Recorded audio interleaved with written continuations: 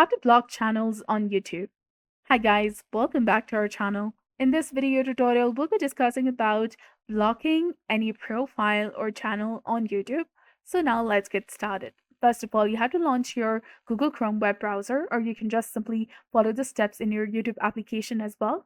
Go to youtube.com and make sure that you're logged in. Now, right after you do that, go ahead and open a channel you'd like to block. Once you access the channel, click on this more icon in the top. And once you do that, scroll down and you can see the option of report user. Simply tap on it and you will see four different options. That is hide user from my channel, report channel art, report profile picture, report user.